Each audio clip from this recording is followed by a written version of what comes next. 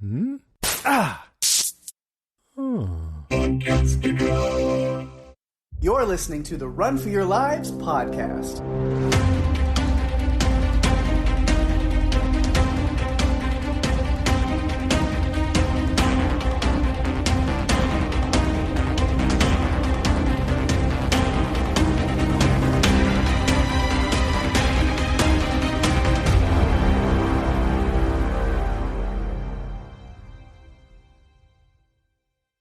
Hey everyone, welcome to the show. I'm Daphne. And I'm Pake. And this is the Run for Your Lives podcast. This episode, we're talking about the comedy thriller film Cocaine Bear, directed and co-produced by Elizabeth Banks, released February 24th, 2023. It's here. It's happening. We did it. And of course, we had to bring on a special guest for this episode. The man, the myth, the legend, who introduced us to this movie in the first place when the trailers first started appearing. He was the one that brought it to our attention and made me just like freak out and fall in love with the idea of it. And I've been waiting for it. So Alex Baelish, welcome to the show. Hey, how you guys doing? Hopefully we'll have a little sugar together and we're going to be doing some it'll be a real gripping episode. Right. Line us up another great recording. Yes. That's my job, you know. It's funny because, you know, I was Daphne thinks I kid when I throw these ideas out, and I really wasn't, and I didn't expect it to be the future cult classic that it is, because I can totally see these people 20 years from now being at Comic-Cons being like, I remember you in this. Mm-hmm. So it's really fun to be here. Thanks for letting me come on. Absolutely. We're glad to have you. Yeah, this movie has taken off. It was one of those things where, like, the trailers were popping up. It was being talked about in pop culture and things like that. And it was just kind of, like, laughable. We were like, oh my God, this Cocaine Bear movie, like, this is going to be stupid. And then it released in theaters. People flocked to the theaters, me included, to go see it. Me too. And continue to. And it's just like a success. Like, is it the greatest movie in the world? Yes, of course, it's going to be Best Picture at the Oscars next year. No, it's. But speaking of that, it took over the Oscars. That's how big it is. Is like, yeah, it's not the greatest movie. It's not the most well written, but it's just something unique and different, and just like it plugs into this certain vein that I don't even know what it is about it. It just blew away the competition. Yeah, it did, but it just caught fire to the point that, yeah, you said even like the Oscars were recently, and they had an entire Cocaine Bear segment on the Oscars awards ceremony where Elizabeth Banks came out to present an award and had a person in a bear costume presenting with her, and they were making all these jokes. They had the bear messing with Malala. Like, what is this? It really is. It's really taken a life of its own, and the fact that I was right makes it even better. He just likes that now I have to admit he was right about something. No, but you know, to your point, Pake, you know, there's movies out there, and I was listening to Elizabeth Banks talk about, you know, her process, and I know that sounds like a joke, but she has another franchise that's a joke that's paying her rent, and it's called Pitch Perfect. It was a joke, and it's a great series. It's one of my favorite series of all time, because it really, what she does is she just likes to put comedy into situations that are unique, that little niche situations. And the fact that this is actually real makes it even better. So, you know, it's kind of a funny thing, but anyway. Yeah. So I'm excited about this one. Hopefully this won't go too long. Again, I always kind of joke about this. It's like, as you're listening to this, you can look at the timestamps to see how long this thing goes. But I was like, oh, this movie, hour and a half, it's a bear on cocaine. What is there to it? This is going to be quick and easy. I have so many notes I did not expect to have. So we'll see how this thing goes. Oh, man. Well, we should kick it off with our production notes like we always do. Was filmed in Wicklow, Ireland. It was written by Jimmy Warden and is loosely based or loosely inspired by the true story of the Cocaine Bear, An American black bear that ingested nearly 75 pounds of lost cocaine. Pablo Escobar. Yes. Mm-hmm. You've been waiting all day to say that, haven't you? That's legitimately the name of the bear that it's been coined. That's the official coined nickname of this bear in real life. And he's on display. I'll talk about that later. You will? Mm-hmm. Will you do it before I do? Maybe. Actually, I think the bear was actually up for one of the roles in Ozark, but he couldn't make it because of his agent or something. I'm not really sure, but it was a bear to get him on set. Mm. Oh, okay. So the budget for this movie was 30 to 35 million, and it has already grossed 66.5 million at the box office. That's a lot of blow. I'm sorry I keep interrupting, but that's a shit ton of blow. It's 95 minutes long. Pake, bring on the synopsis. All right. An oddball group of cops, criminals, tourists, and teens converge on a Georgia forest where a huge black bear goes on a murderous rampage after ingesting cocaine. And you know what's in my head now is that song, Cocaine. I've had white lines in my head since the credits started rolling, so that's where I would rather have that. Yeah. I think we should just jump into it because Pake has a lot of notes. Yeah, let's get to it. Actually, if we did this on cocaine, it would probably be like 15 minutes. And we could just rush right through it because God knows that bear did that. And man. I mean, geez, but you know, we have a lot to talk about. I know Pake has been dying to do this. You know, he really wants to sink his teeth into all these things. So, you know, let's do it. Yeah, and so usually you just kind of do a character-based conversation, but when we do have a guest, like we do today, we do go to kind of a classic little points, top 3 points style, just so everybody kind of has their little moments to shine. We're not talking over each other too much. Probably still will happen, but that's how we roll. But that way we kind of have our chance to do that, and then there's extra notes that we can go into after those 3 points, which, God, I have so many of those. So hopefully you guys do too, and I'm not just stuck talking by myself for an hour after. I have quite a few notes, but they're kind of clustered together into my points. Not a lot of extra notes. So let's get started with number 3s. We're counting down, and we'll let the guest, Alex, go first. Oh, let me look through my vast group of notes. And, you know, the first thing is it certainly wasn't the lighting or the setting or all that other stuff. I just love how they introduced this whole entire nonsense. Meaning the opening credits, they actually do a really good job of introducing this as a semi-serious joke. You know, they talk about I think it's Wikipedia, like, you know, what to do for a bear. You either, what is it? Black is attack and brown is whatever, run. And then they have the 2 characters, which it took me a hot second to figure out that's what she actually called them, which was Elsa and Olaf. And I'm looking at this and I'm saying to myself, are you freaking kidding me? And then I watched it again, and I actually did watch it more than once. And I'm like, Lucy, look at this. This is Anna and this is Frozen. And this is my 8-year-old daughter. And she's like, oh, that's really neat. I'm like, yeah, and there's the big bear that's going to eat them. So you're done. I love how the beginning scene right off the bat, it reminds me of like Naked Gun. That's what this movie really reminds me of, is like a Naked Gun kind of movie. And that opening, it was so beautiful. And everybody in this movie sees these bears, no matter what they are. And they're like, oh my God, this is so cute. This is so this is so that. And then all hell breaks loose. And I loved in the camera angle when Olaf is looking and the bear is just like lost his mind.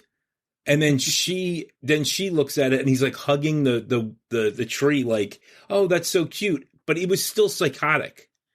I mean, like, even if you saw a bear do that, it's still psychotic. But she was just, well, she met her demise. She really got a leg up on the competition on that one. So anyway, that's my third or first point, is that opening scene. And it was actually a pretty beautiful scene. And now that I know it was in Ireland, I didn't realize that it makes it even.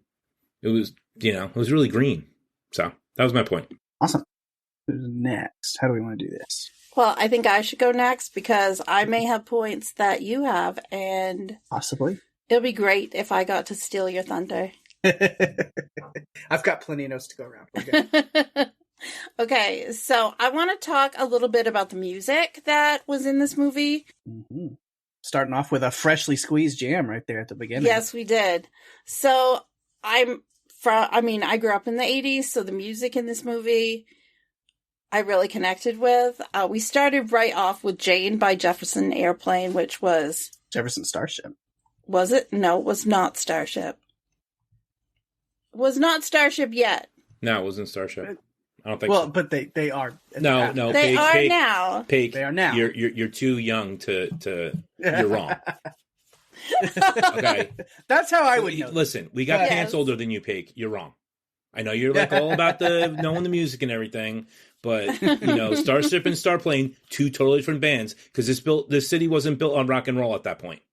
No, Yeah. that's It's the same true. band. It It's is just the before same they band. changed. But this, they recorded this song before they changed their name. Gotcha. So, loved that. Loved Andrew Thornton's airplane dance party that was going on to the music. It was great. He was psychotic when he was up there, and of course he hits his head before he jumps out, and it's over. For him.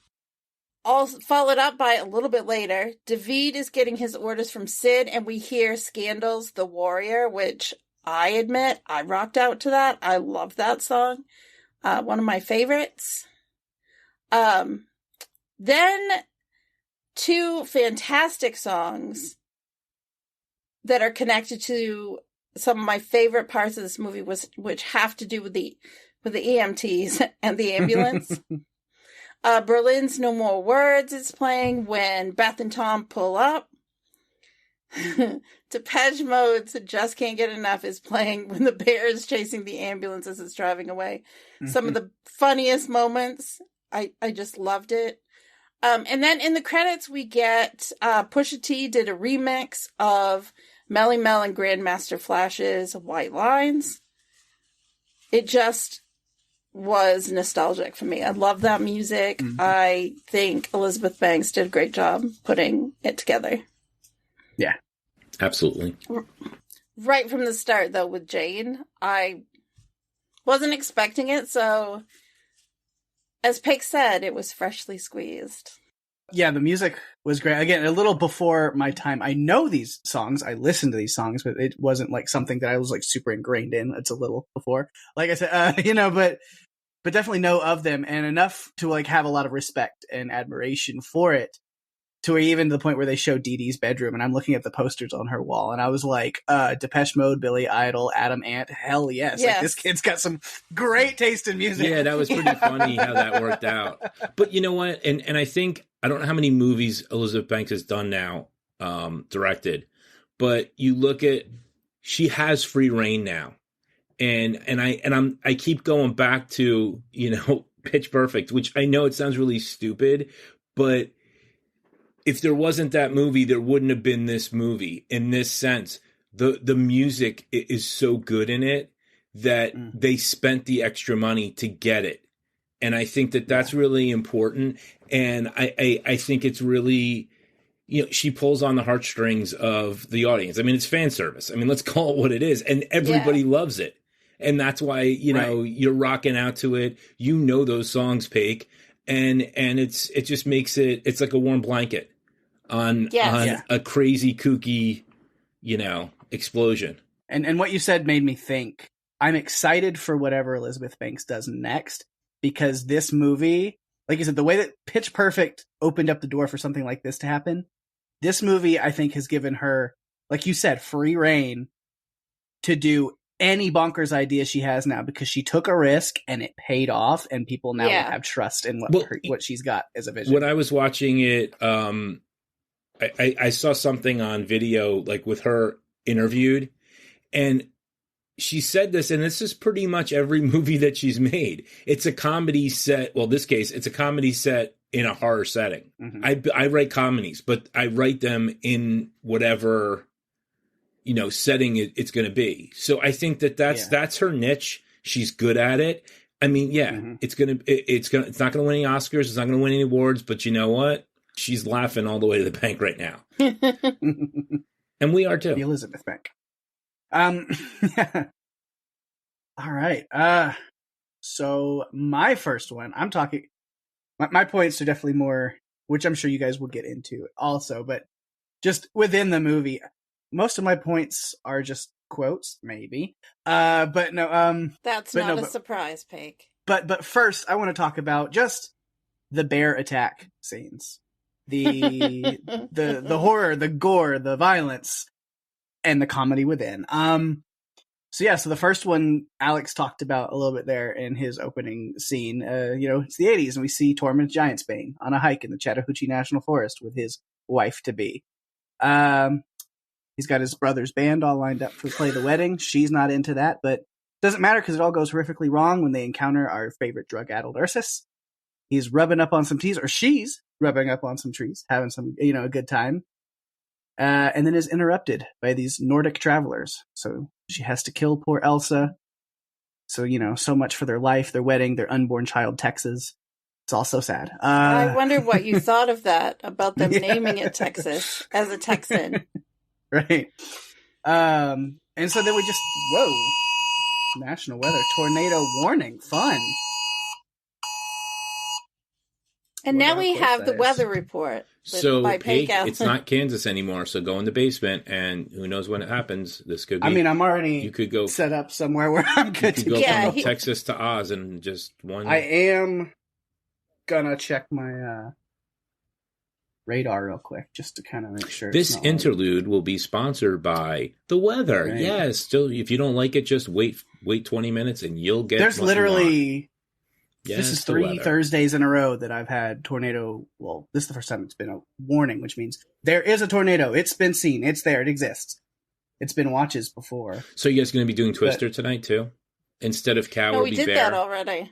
Oh, wait. Another bear? No, same bear. But I've had a storm. I've had like a watch in storms the past, like this is 3 Thursdays in a row now. Yeah. So it's just waiting till we record. I don't understand why.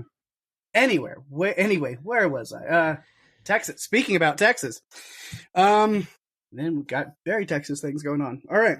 You know what though? The only way that scene would have been better, and they could have made it better by one thing, is if they got his real girlfriend from Game of Thrones. If they had gotten her, I mean, let's just put it this way: Gwendolyn Christie. Oh my goodness! I mean, because honestly, those are the only two people that they can't be with anybody else. I don't care if they have boyfriend, girlfriends, or whatever. They have to be together.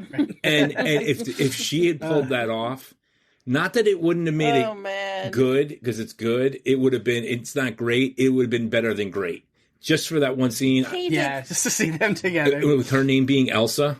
Christopher Hivju did such a great job as Olaf. Oh, yeah. It was different from Game of Thrones, but it was still, I still saw him as Tormund, yeah. So it was like, he can't get away from that. He can't.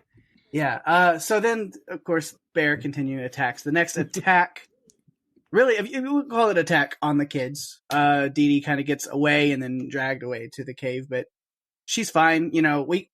That's the thing is we can make kids do cocaine in this movie, but we can't have them killed or maimed. What do you think we are? Or dress up like drag queens. They can do cocaine, but they can't dress up like drag queens. So, but it's the 80s. Everything goes back then. Anything can go. Yeah. So yeah, but we do see. I like that. Like when the kids first interact with the bear, or right before that, because the bear's like sneaking around behind them. Like a classic horror monster, and like they don't see anything until it's right there next to them, coke sneezing in their faces, which is fun.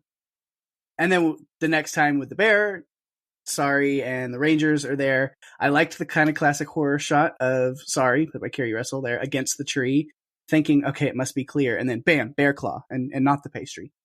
Yeah. I was going to get you guys that, though. I almost got him.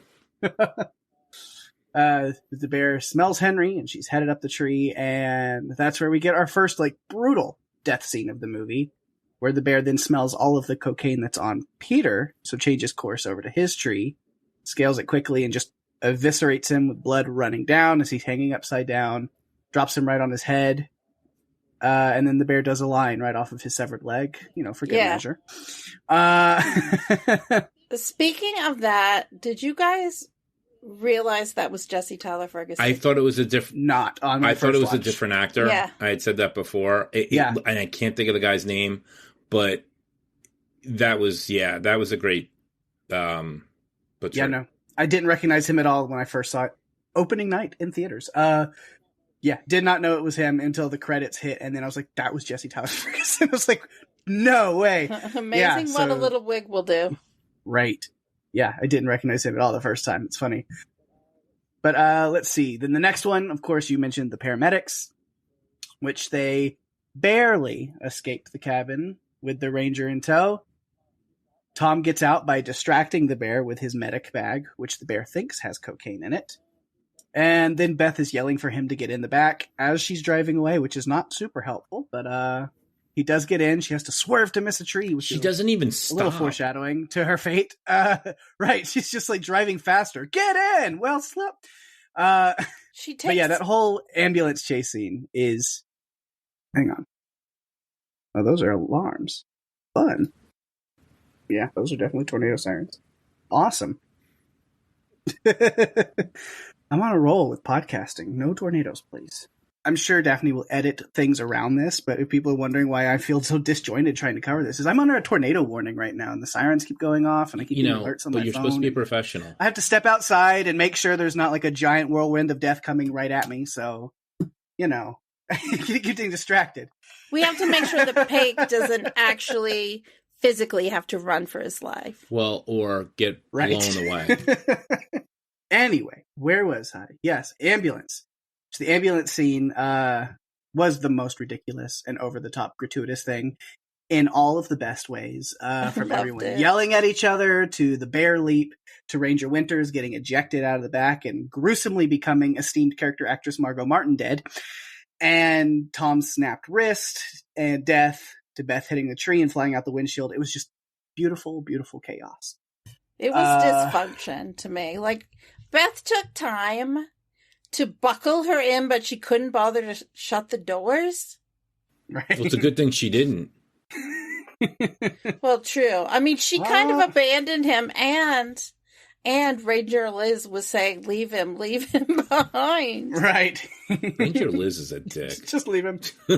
Oh, she was kind of No, funny, she was great when she was putting on the lipstick, trying to impress, Jesse Tyler. Peter. Yeah, Peter. Yeah, she was after Peter. Yeah, she was. She was out. Yeah, she definitely was. Anyway, yeah. So then there's really only two other like violent scenes with the bear. There's not a lot, which is funny. I know we've talked about and referenced Ryan George with the pitch meeting videos before, and that is spoiler for his pitch meeting on Cocaine Bear. There he has that moment. It was just like, why are we focusing on all these side characters so much? It's like, wait, the bear's not even in the movie that much, but it's called Cocaine Bear. And he's like, well, you see, the bear's going to be completely visual effects. So every time he's on screen, it's going to cost you money. He goes, oh, so about those side characters. Kind of like Jaws. Tell me more. Yeah. But we still have a couple little things. They did bring Christopher Hivju back into the movie just to immediately kill him in a weird off-screen flashback type thing. Which I wondered about. I feel like there's more to this story that got cut, with like his character or Henry. I've got a thing about Henry that I'll talk about a little bit later. But also, like, he clearly has some dad issues, and his dad was even credited in the movie, kind of, but he never showed up, so something must have been filmed. Something with like the dirty cop that kind of just was a weird random thing thrown in. Like, there are pieces missing, and I have to wonder if there's going to be like a director's extended cut release at some point, because I want that, and if it happens, I will buy it. Do you hear that, Liz? Mrs. No, Banks, she's called EB Elizabeth, with whatever. her friends. Obviously, she's listening. I'll assume so. And I think I heard it was called Cocaine Bear 2, The Drip. Because that's what happens. Yeah. So since Elizabeth is definitely listening to this, just reach out to me and let me know if there's extended cuts and stuff coming, because I want to know more. I thought that the hiker's body they found wasn't his, but Elsa's. It was Elsa's leg, I thought. No, they found like his face all like ripped off and It was his body. Oh, So they just ran across him out there. After he gave up, he was there to give the flashlight. Yeah. Right. To the kids and the mom. That's why he was there. But yeah, so he just died off screen after popping back in. Supporting actor in a bear movie. He's up for it. And then lastly, of course, with the end with Sid, he's threatening the kids. He hits one of the cubs with his gun. So I was like, man, something's got to happen to him. He's done. Cocaine Bear shows back up. He's in trouble. Sydney does shoot the bear and David. Both of them survive. One through friendship and good people taking care of him, and the other through the power of cocaine. And he spit the bullet out. Mm-hmm. I'm just like, who do you think you are? Yeah, but that did mean the death of one Sidney White. I guess he just didn't have the intestinal fortitude, did he? No, I don't think so. But yeah, so that was my long-winded point. Yeah, just the different scenes of bear attacks and gore, and there wasn't a lot. Like I said, for a Cocaine Bear movie, we got the bear in action. Not a whole lot, but again, that makes sense when you're dealing with visual effects and a budget like that. Well, that's great. So that means we are on to number 2. Alex, what do you have for us? I have Ray Liotta. I just want to talk about his character because it's just a shame that this was his last movie. Not because this was his last movie, that it was his last movie. And he does just a great job of being Ray Liotta. And I say that because, you know, if you're a Goodfellas fan or just a Ray Liotta fan at all, I mean, he just looks so seamless when he does his scenes. I mean, the whole thing with the grandson and... You know, he just leaves the 4-year-old grandson at home. He's like, well, he left him with me. And, you know, it's just, I have to say, though, the casting of Eddie, I mean, they do look really like they could be father and son. Yeah, I thought that too. That was a really great casting. And what I love about certain actors is they know what they're good at, and that's what they do, and they don't apologize for it. And he's good at being a gangster. He's been a gangster since he was a kid, and he'll always be one. And you know, it was just great to see all the different scenes with him when he was shooting, and then he was just like you said, hitting the kids and the bear. It was just fun to watch, and I think what I love about this movie was it had some stars, you know, and some non-stars, but everybody seemed like they were a star. She really did. EB, as she likes to be called, by the way, because I saw that on TV. She does a great job of making everybody have their moment. And, you know, Ray Liotta had his moment, but he didn't take over the movie. I mean, Dee Dee had her moment, like we were just talking about in the beginning. Yeah. She was on the bed. So I guess that's my point, is that everybody had a great moment. And you know, Ranger Liz had her moments. and the thing that you were talking about, Daphne, was the ambulance workers. You know, the EMTs, I mean, they had their moments. So I just really think that she did a great job in giving every single person, whether they were the star of the show or that bit part, with the exception of the doctor that was there for like 2 seconds, but he had his 2 seconds of fame. It was great how they all have their own lines. And they all are memorable lines if you're a line person. So I just wanted to point out Ray Liotta, just because, again, he really is the star of the show. I mean, he carries the movie in a sense, even though he really isn't. When you look at all these other scenes, this is the first time we really talked about him. I mean, we've been how many minutes into it, and we're just starting to talk about him. And I think that shows that she knows how to direct, and these people also know how to act. Yeah. I think the writing, well, maybe not perfect. I did think there was a lot of fun in the dialogue. Henry in particular, his quips were hilarious. The things that he would say were just, I was laughing so hard. Just the silliness. Well, when he started taking the cocaine, I mean, let's just call it what it is. He takes the whole knife out, and they throw up, and then the other one doesn't. And you're not doing it wrong. Oh, it's great. Yeah. So he's a star that we should definitely be. Him and her, Brooklyn Prince, I think her. Brooklyn Prince. They're going to be ones to watch, hopefully. Well, Christian Convery is already pretty popular in the Netflix TV series Sweet Tooth, which Pake may know something about. It's coming back next month. It is, and me and Rima will be covering season 2 when it comes back on Strange Indeed. So there's a little plug for you. When you hear me and Rima talk about Sweet Tooth when it comes back, Christian Convery there. Yeah, he's great. I'm trying to give you those softballs so you can hit him out there, Pake, see? Didn't even know.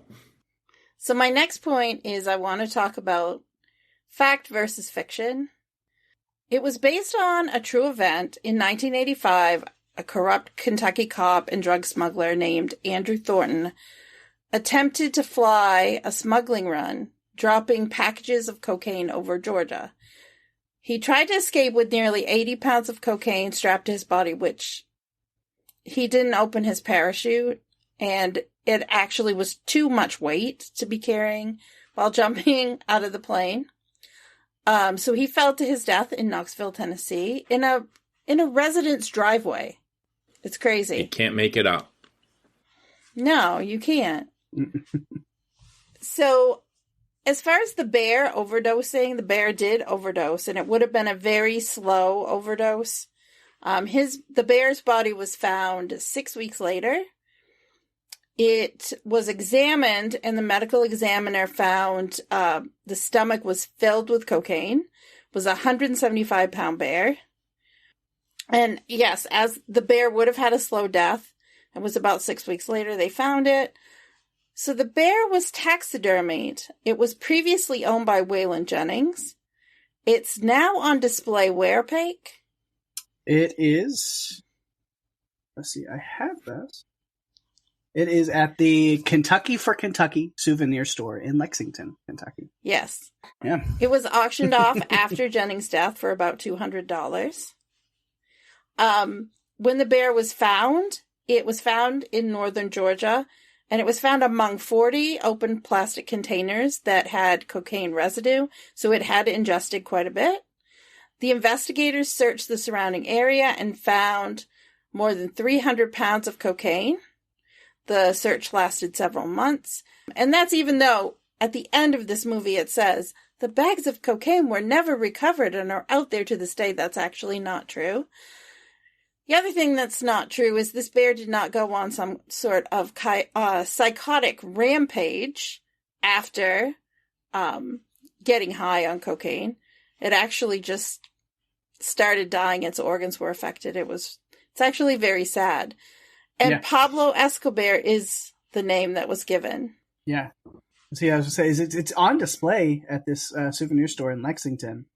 So, I don't know, Run for Your Lives road trip? Are we going to... I'm down.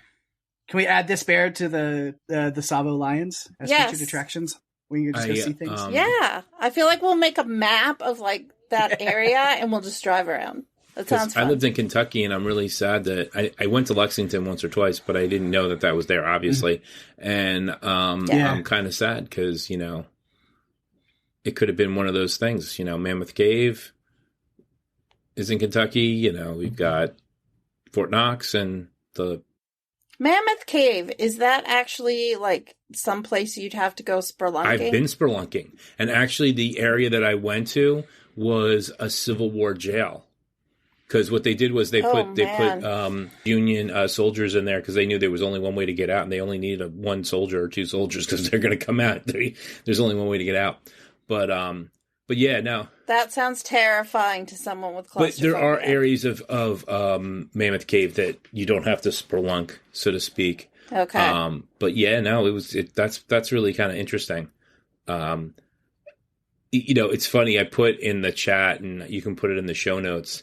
What to do if a bear attacks, And if you think the movie was funny, when you look at this actual thing, it's actually as funny as the movie, because the pictures are like they're throwing a rock at a bear that's mad, and it's like, okay, I brought a knife to I brought a knife to a gunfight kind of thing, and then they're like, play dead, and then they're like, take small children off of ground so they don't get eaten. Like, no shit, Sherlock. So I mean, it's just that's common sense. Yeah, and then they have the bear spray because that really is going to work. But anyway, I just thought that could be a good addition to the podcast episode. That is cool. I'll have to take a look at that. Pake, what's your number 2? All right. How about quotes and fun storylines? I'm going to talk about one of my absolute favorite characters in this whole movie. I know exactly. And I bet if I gave you two choices apiece, neither of you would get it as to who I'm going to talk about. Bob. It's not Henry. Oh, Alex nailed it. Yes, we're going to talk about Detective Bob. That I loved him so much. Even though really, I'm in shock that it's you know not why Henry. It's really easy. There's still another point. It's really to get to. easy. 2 letters. That's it. B-O-B. It's great. Yeah. This storyline, this through line of Bob and his dog Rosette is so random, and I don't understand any of it, but I kind of love it anyway. He starts off being really disappointed that he wanted a lab, and somehow there was this like mix up, and he got this little frou-frou dog that won't fetch and is such high maintenance. But in the end, he ends up kind of really, you see that he had formed a bond to this dog kind of in secret, and that he does want it taken care of. So I don't know. Maybe it's good that he doesn't know that it ends up in the possession of Eddie White. I don't know how he'd feel about that, but Eddie needed a friend. Yes, I think he's totally going to be so good to that dog. Yeah, so he leaves Rosette, this fancy dog, with Reba, the officer there, and he's headed off to Georgia to investigate Eddie and David going after the coke, since Eddie's just blurting stuff out in a bar, so he knows where to find them. I kept watching on this second watch for the podcast. I was watching Reba to see if there was like any clues for the fact that she was working for Sid. Yeah, no. Because that reveal is so random later on first watch. Yeah. And like, I'm like, maybe like we'll see her get a little nervous or something when Bob gets a lead. And really, it still all kind of comes out of nowhere. So again, I'm feeling like there's more that we missed. I do love that, that when he asks her to take care of Rosette, what is it? Rosette. Yeah. I wanted to say Rosalita, but she's like, no, I'm not interested. No, I don't want you to do that. I just want you to watch my dog. Yeah. Okay. Well, you have a dog. Yeah. Well, you like dogs. Well, just play fetch with her. Teach her how to play fetch. Oh, that was pretty sad. Right. Yeah. So we get him rolling up to Blood Mountain, converging with everybody. Story's going to converge. He stops at the payphone to check on Rosette, which is the same payphone that we see David stop at earlier in the movie. Which, again, I noticed there's this billboard behind them. There is? There. Yeah. So he's at this payphone, and then David was at that payphone earlier, and there's a billboard on the side of the road next to the billboard, or next to the payphone. And I wonder, should we add what that billboard is talking about and advertising there? Should we add that to our road trip list? Should we take a trip over to Cagney's Caverns, where we can visit the original glory hole? I think that could be cool. Oh my. I think we should. Yeah. Right?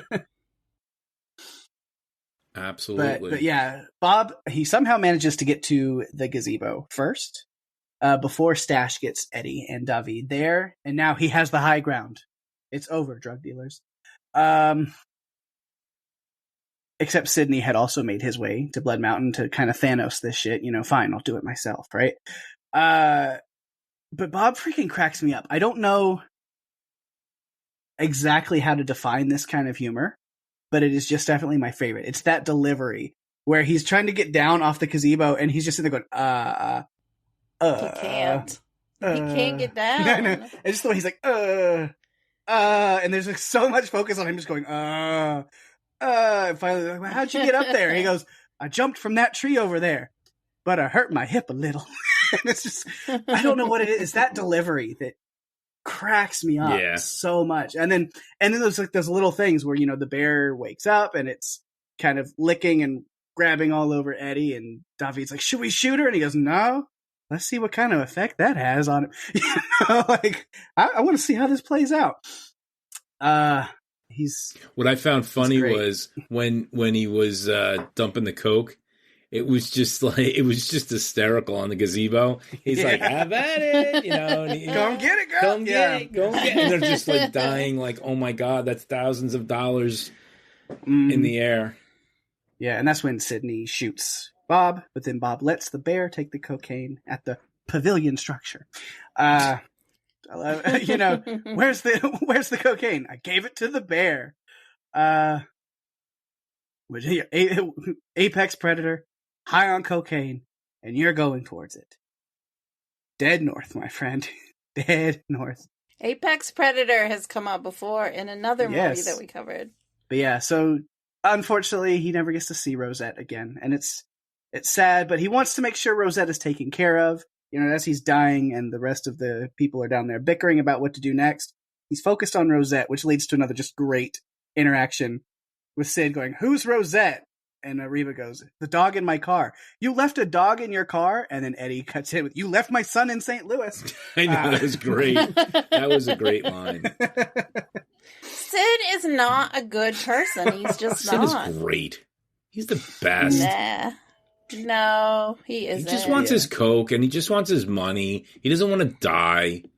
His son's an idiot. He got a tattoo of John. Well, it's Joan. I'm saying he's got 7 days of John. He's got 7 days of John. 7 days 7 of John. days of John on the seventh day. That sounds like a band name. Yes. Or a really bad movie that somebody's going to cover. Probably. But not us, because it doesn't really fit in our genre. No, maybe Adrenaline will do it.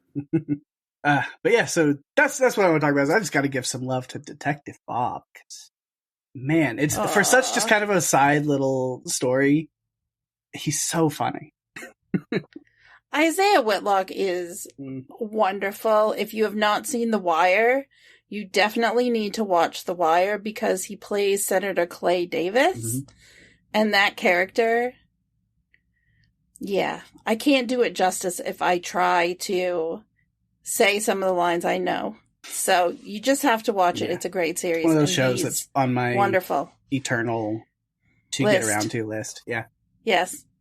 And then other great shows start coming on TV, and you just can't watch anything older. Right. I'm trying to go through all the Clone Wars animated series right now. So I've got enough going on in my life.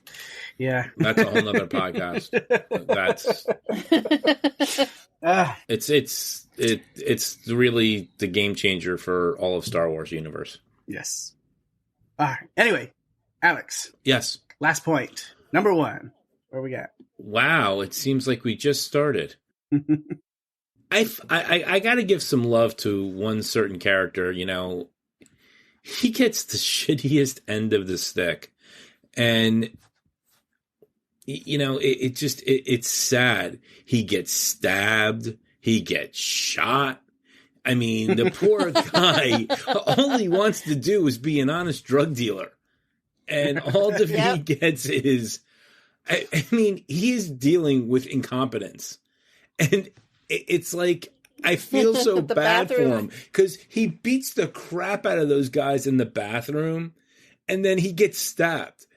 And it's like, that's not right. And it was, and his nice clothes, he just cannot keep them nice. The first time we see him, he steps in ketchup with those nice shoes. With the Air Jordans. I know. Yeah. With the Air Jordans. Yep. And I mean, he's like, I just bought these. And then he gets stabbed in his jersey. And I love how he gives the shirt to the one guy, and it's all bloody. And he's like, "You gave me a bloody shirt?" Yeah. Deal with it. That's all I got. No, but he just, I felt so bad for the poor guy. He seemed like if anything could have gone wrong for that guy, it just kept going. I mean, when he got his hand blown off, I mean, come on. He should have just shot Bob. I mean, not for nothing, but I mean, it's not like Bob was going anywhere. He couldn't get off. And thank God. How'd he take those 2 fingers off? They aren't even next to each other. I know, right? Stash was awesome. He was so great. I mean, he got the last laugh on everyone, I think. It just was, it was crazy. And I think that those big characters, those side characters, I mean, I'm not going to lie, it's not really part of the point, but those 3 kids were the worst. And they're not kids, but the 3 guys, they're stealing stuff from the ranger park and the ranger. And it was like, that was pissing me off. But they didn't deserve to have their head shot off. Yes, they did. You steal from a ranger, you're going to hell. It's in the Bible, I know. Ranger Liz was not on top of her game. She was terrible. No, I love how she's like, you're the reason I can't get to Yellowstone.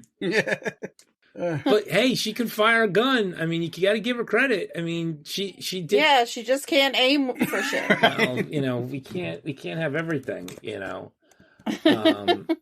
I just poor David, the poor guy. He just wants to do his job, and all he has gotten is the worst day possible of his life, and that was just my point. I was just, because you were going through characters, and I'm like, that's the one character in this thing that I'm like, wow, that's the one guy I don't want to be. I mean, they all die, but he's the one that gets it the worst, because he doesn't just die. They dismantle him, and then he gets dead. And it's like, ugh. But he's not dead. No, I mean, not dead, but I'm just saying they just dismantle him. Yeah, psychologically he's been dismantled, and 2 of his fingers are gone. But he does get to go home, which is, the same can't be said for a few others. Well, not really. He's not going to be giving anyone the finger, that's for sure. No. He will, it's just he'll have it in his pocket as well as outside of his head. No. Because Rosette decided to use that as a chopped snack. on it, right? Yeah. Yeah. No, but like I said, with that knife in the back, I was just like, oh, I was dying laughing. So, yeah. O'Shea Jackson is incredible as a straight man in a comedy. He knows how to play it so well. Like, yep.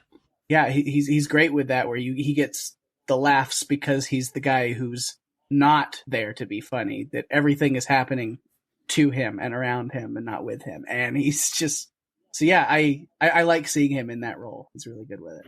And he's rap royalty. Yeah. I mean, he is. He got to play his dad in a movie. In Straight Outta Compton. Straight Outta Compton. Which you guys should really cover, because there is a lot of run for your lives in that.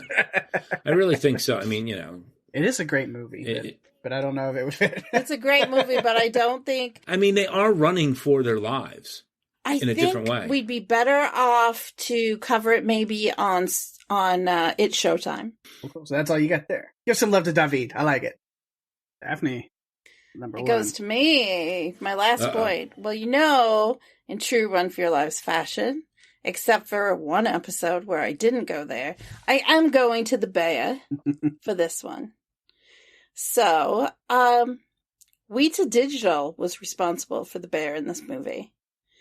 And Elizabeth Banks said that she wanted the bear to not be a killing machine, and she wanted it to look photoreal, because they did not obviously have a bear come onto set, and, they couldn't see it that way. They had to create it digitally. So we get this story of a mother protecting her cubs, kind of, just like we have a mom protecting the 2 kids. So that was kind of cool. But the challenge that the FX team had was trying to make the bear funny and ferocious. And they had to make it was totally keyframe animated. They named her Cokie. That was the bear's name. Much like Bruce the Shark and Rexy the T-Rex, we have Cokie the bear. But they did, however, have a motion capture actor on set to work with the cast. And it was Alan Henry, who had studied with Andy Serkis, who is let's face it, the best that there is when it comes to motion capture. He studied it on Planet of the Apes, and he just basically wore a prosthetic and foam suit, lycra foam suit, and a helmet, and they were able to react to that, which helped with that piece of it. It wasn't easy making a bear, but they did use the best workshop that there is to create that it. Sounds like it was is the way to go. Yeah. Well, it's, fortunately we're at a time where they're able to do so many things that it looks seamless. I mean, it really looked seamless in so many ways, that bear. And it's just shame that they couldn't use the bear more. I mean, in certain ways, it would have been nice to see the bear more, but at the same time, because they didn't use it, it made it even better. Impactful. Yeah. I think that it's better to err on the side of not overdoing it when it comes to putting creatures and effects in a movie, because it can start to look hokey and it's not as impactful because you see them all the time. You kind of get numb to it. You've got, episode 1 from Star Wars, which was effects-o-rama, and then you've got this. And by the way, on your trip, less is more. On your trip, I believe at one of the strip clubs, there is a Koki the Bear that actually performs on Saturday nights. I think that's what his name is. But all right. Add that. Okay. Add that to the list. say Large Marge sent you too. Okay. All right. Okay. All right. Well, Elizabeth Banks had one. I mean, in the beginning, she kind of wanted this to be a little more subtle. Like, she's really good at level of subtlety. Yeah. But she said, the story is like a mother bear protecting her cubs, but she's fallen victim to the war on drugs. She's not inherently bad. She's just, it's an accident. Yeah, that's what happens. Kind of. Yeah. Right. I get that. I like it. So yeah, I wanted to talk about Koki. All right. Playing nightly. All right. Well, then my number one. Okay, now Daphne, you know what it is. It's Henry. Gotta talk about my boy Henry. I knew that you were going to work Christian Convery. Oh yeah, of course. Again, Christian Convery. You had to. I mean, our favorite antlered deer boy, Gus. Gus. Gotta talk about him. But yeah, in this, again, talking about things that I wonder about. We see early on he has this title belt that he's wearing and he's super excited about, and they're making this point about him being excited about it. And then it never comes up again. We do see him wearing it again once, but there's no reason. Throughout the movie I was wondering I was thinking he's gonna fall off a cliff or something, and the belt's gonna get snagged on a branch or something and save him. And then no, nothing happened. So I wonder if there was something that was cut. So again, Elizabeth Banks, since you're totally listening to this, care to explain? But this has happened in Elizabeth Banks' movies before. Mm-hmm. This is the second time, at least I know of, that this has happened, where she's cut out stuff because of money. Maybe not because of money, but the best part of Pitch Perfect is the riff off, right? Well, they had more footage. They just couldn't afford the songs. So to your point, that may be in either the director's cut or something else that just got cut. Whatever. Sorry, I didn't mean to cut you off. I am curious about. No, you're good. It's a good point. That I just feel like there's got to be more, because I was curious about that belt and then nothing ever happened with it. What was that belt from, Pake? I have no idea. But he was really proud of it. He was happy. And he spent 1,000 weeks of it. Yeah. Right. Well, back then, Pake, the allowance wasn't, $5 a week. Still, it was $1,000, 1,000 weeks of allowance for him. That's a lot for a kid. That's a lot of years. Mm-hmm. Yeah. But of course, sorry, Carrie Russell, loved her. She was great. By the way, just give her a little shout out. Even though I'm talking about Henry, gonna give some Carrie Russell love. Yeah, she figures out where Dee and Henry are headed pretty easily. Henry left the backpack with all of the supplies and the map pointing to where they were going, right there in the yards. So there's one thing we know about Henry. Maybe adorable, but he is not very bright, is he? And No, he doesn't have that he's going not. for him.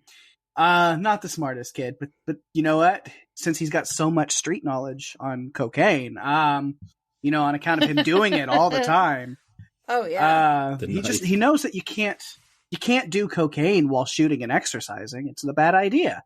But Dee Dee's going to talk him into it, and clearly they totally know what they're doing. I mean, look at that, the way they shovel giant globs of it into their mouth. Like, they experts, clearly. And again, with watching this the first time in theaters, I was like, well, I knew the bear was going to do cocaine, but I wasn't expecting children to do it. All right, movie, cool. On a side note to that, I mean, I know we're laughing about that, but it's really funny that has not been brought up, like, as a thing. Like, I mean, they've talked about Cocaine Bear, but they have not talked about that scene. And when I saw it, I was saying to myself, really, this is kind of an important, like, not important, but like, I'm surprised people weren't like, save the clock tower kind of moment. These kids are doing coke, and nobody has said a word about it, which is really a good thing, because it's just a kooky thing. It's part of the comedy.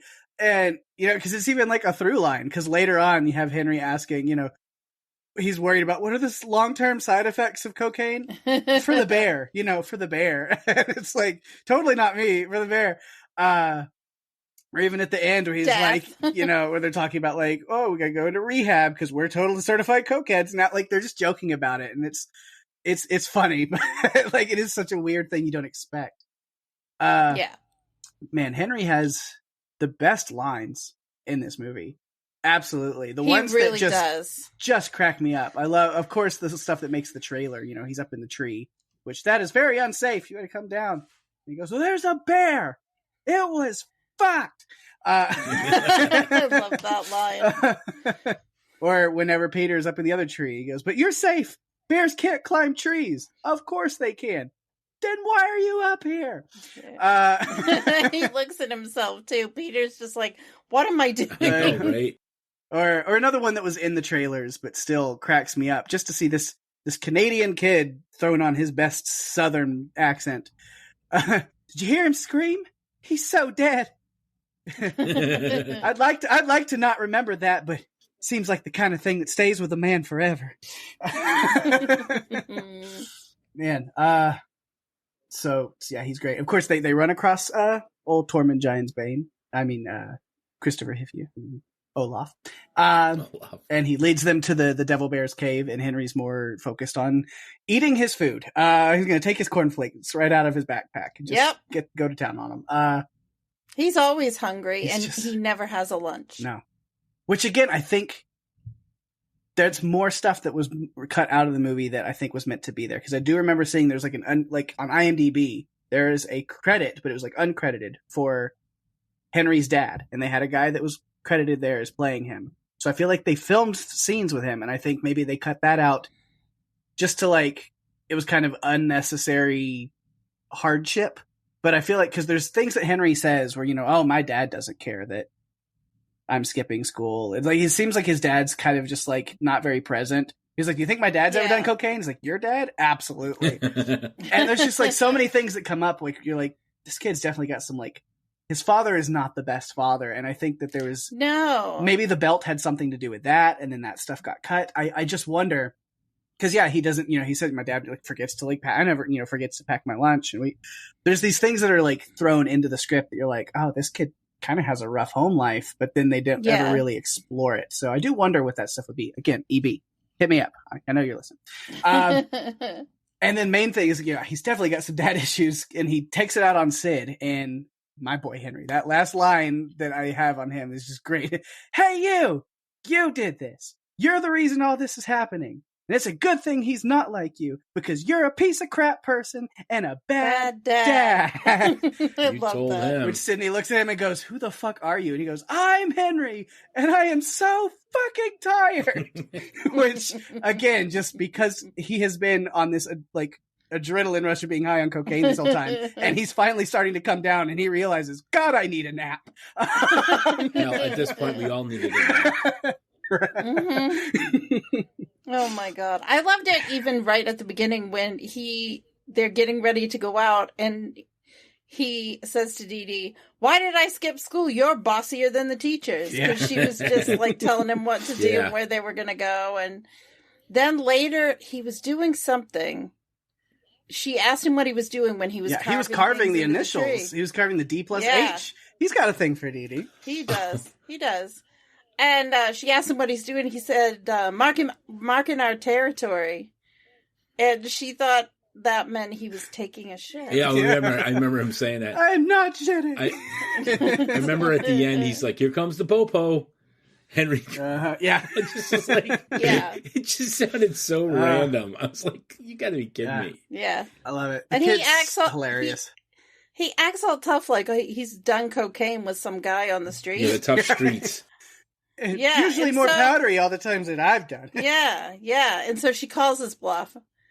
Gets a knife and opens it up, and he's not willing to do it until after she does, and it doesn't taste very good, obviously. No. They're freaking out. They're like, gross. Yeah. No, it definitely had its moments. It had some great lines. I think this is, for people that are watching it, I think that, I equate this movie to, so I married an axe murderer. Okay. Yeah. In the sense of this, the first time I saw it, I just didn't get it. And then I saw it with some friends, and I saw it with my best friend, and it's one of my favorite movies. And, this type of movie, you're either going to get it or you don't get it. And it might not get it right away, but once you do, it's a great ride. And you might have to go to rehab afterwards. You might not want to, be near flour or sugar much afterwards. But it's got some great fun moments, and it was definitely it definitely took a bite out of it takes a bite out of your heart. Yeah, I think so. All right, yeah. So yeah, I'm sure before we even recorded, Daphne was just like, "Well, Pake's gonna want to talk about Henry." So always. I didn't even know he was the. Oh my God! Yes. I never saw Sweet Tooth. So you should definitely watch Sweet Tooth. Sweet Tooth is a show that I think you could get into. Talk about heartwarming with some great comedy and some tension. Yeah, no. That kid's going places, man. It's not scary, not like super scary or anything. I get it. It's just I wasn't. Yeah, I just hadn't gotten around to watching it, and there's other stuff like you were saying before. Yeah, TV is hard right now. Well, it's a good time to watch TV. I mean, I think that's and that's a conversation that should be talked about, because you guys podcast on just movies, and that's great. I mean, I know you've talked about it. Would you be willing to do a series or not? And this is your niche, which is great. I mean, I know you podcast on series, both of you, and like myself, and every series nowadays they're shorter, they're more like movies anyways, and a lot of great writing. And I think what really has changed the game is the technology. I mean, technology has, since like Iron Man, everything has changed, in terms of Industrial Light and Magic. I mean, the fact that they couldn't have made this movie the way they did 5 years ago, maybe, or 10 years ago. I mean, we all know the history of Jaws. Why, and it works. And that wasn't the first time, he had done that. When he had done Duel, it's the same type of thing. You want that truck, but you don't want to see it because it's the anticipation. And I think that's what, as much as this is a comedy, it does have those moments of scariness, and it does have those moments that you're like, okay, it crosses the line, not in a bad line. I'm just saying it crosses the line of being a little horror-ish. And then it goes back to that line of going to be a comedy. And I think, what this really reminds me of, and I really love the fact that, Daphne and I are of the same age. And these are the type of movies that we saw when we were kids. And there's something to be said for that. It wasn't serious, but it wasn't not serious. Yeah. There was just the right amount of camp. Right. the movie knew what it was, and it didn't try to be something else. It just was what it was. Yeah. And you didn't have to question it. And when you do all the series that you do, Pake, you know, you're like breaking it down for hours and hours. What does this mean? What does that mean? That's not these kind of movies. I mean, and I mean that in a good way, because sometimes you don't need to like rewatch it 5,000 times. Like you know, I love this whatever movie. You can pick your movie that you love, and you read off all the lines, and it's because of you're going to the movies, which is a whole different thing. You know, when this is released, the Academy Awards just came out, and they made a big deal about the fact that people are going back into the movie theater. I mean, there's going to be a whole generation of people that don't want to go to the movies anymore. I'm sort of one of them, and I love going. There's nothing better than going to see stuff on the big screen, but at the same time, it's like it makes it so easy to just go click and go upstairs. I mean, you know, but like, I think that's what's really neat. I didn't see it in the movies, but hopefully I will, just to kind of get that whole feeling. And I think, you know, Liz will like it as well.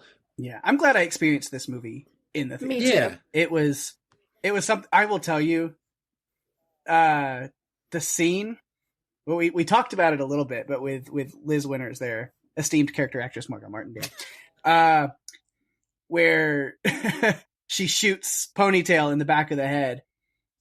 The entire theater I was in just erupted in laughter and cackling raucousness when that happened. Like every single person at the theater was dying laughing at that scene, and I was just like, "We live in a sick society, and I love it so much." Again, I go back to that. You know, it's who you see it with. Those moments that are so important, and that's why we like to do this kind of stuff.